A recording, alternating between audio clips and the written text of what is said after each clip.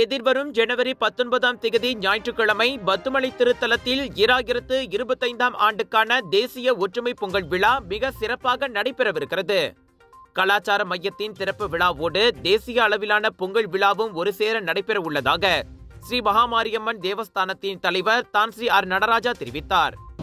ஸ்ரீ மகாமாரியம் கோயில் தேவஸ்தானமும் மலேசிய இந்து ஆலய ஒருங்கிணைப்பு பேரையும் இணைந்து பல நிகழ்ச்சிகளை பத்துமலையிலே நடத்துகின்றோம். கோலாட்டம், கரகாட்டம், இன்னமும் உரிமை மேளம், இன்னும் பல நம்முடைய பாரம்பரிய நிகழ்ச்சிகள், அதை தொட்டு வழுக்கு மரம் ஏறுதல், கயிறிழுத்தல், கோலப்போட்டி, அனைத்துக்கும் பரிசு தொகைகளெல்லாம் நாம் வழங்க வைக்கின்றோம். அது ஒரு பாரம்பரிய அளவிலே இந்த பொங்கலை நாம் அடுத்த வாரம் ஞாயிற்றுக்கிழமை நடத்துகின்றோம். எல்லோரும் கலந்து கொள்ளுங்கள். அங்கும் பொங்கல் பானைகள் வைக்கப்படும். இந்த நிகழ்வுக்கு விசேஷ அழைப்பாளராக தான் ஸ்ரீ விக்னேஸ்வரன் அவர்களையும் தத்துவசி சரவணன் அவர்களையும் நான் அழைத்திருக்கின்றேன். இது மதியம் நிகழ்வு. காலையிலே நாம் எல்லாம் எதிர்பார்த்த கலாச்சார மையத்தையும் அன்றைய திறந்து வைக்கவிருக்கின்றோம். அழகான முறையிலே வடிவமைக்கப்பட்டுள்ளது. தமிழர்களின் பண்பாட்டையும் கலாச்சாரத்தின் மேன்மையும் முன்னிறுத்தி கொண்டாடப்படும் தேசிய ஒற்றுமை பொங்கல் விழாவிற்கு அனைவரும் திரண்டு வருமாறு தேவஸ்தான தலைவர் தான் ஸ்ரீ நடராஜா அழைப்பு விடுத்துள்ளார்.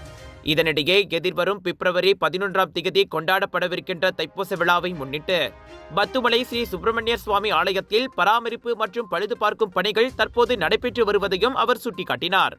இந்த பணிகளில் பெண்களுக்கான கழிப்பறைகள் மற்றும் புதிய சீரமைப்புகளுக்கான ஏற்பாடுகள் தைப்பூசம் விழாவிற்கு முன்னதாக முடிவடையும் என எதிர்பார்க்கப்படுவதாக தான் ஸ்ரீ நடராஜா தெரிவித்தார். பத்துமலையிலே நீங்கள் பார்த்தீர்கள் என்றால் எல்லா கற்களையும் நாம் மாற்றிக்கொண்டு வருகின்றோம். இதுவரைக்கும் 6.6 மில்லியன் செலவு செய்துவிட்டோம். இந்த கற்களையும் இந்த பளிங்கு கற்களையும் அங்குள்ள வேலைகளை முடிப்பதற்காக 6 மில்லியன் செலவு செய்திருக்கின்றோம். அதற்கு முன்பு நாங்கள் 5 மில்லியன் செலவு பண்ணி அந்த 2 காம்ப்ளெக்ஸை கட்டினோம். புதிய மலக்கூடுகள் பெண்களுக்கென்றே பிரத்யேகமாக மலக்கூடு கட்டப்பட்டு வருகின்றது. தைப்பூசத்திலே முடித்து விட வேண்டும் என்பதற்காக வேலைகள் எல்லாம் சுத்தமாக நடைபெறும். இதுவரை ஆலய பராமரிப்பு மற்றும் பழுது பார்க்கும் பணிகளுக்காக சுமார் 6 பில்லியன் ரிங்கெட் செலவிடப்பட்டுள்ளதாக தான் ஸ்ரீ நடராஜா கூறினார். உங்கள் சிறந்த ஆரோக்கியத்திற்கு அளவான எண்ணெயுடன் சிறந்த முறையில் தயாரிக்கப்பட்ட சைவம் அசைவத்திற்கும் பொருந்தும் சூப்பர் ஊறுகாய், பச்சை கொடி சிவப்பு மீன் சின்னம் கொண்ட ஸ்ரீ மீனாட்சி ஊறுகாய்.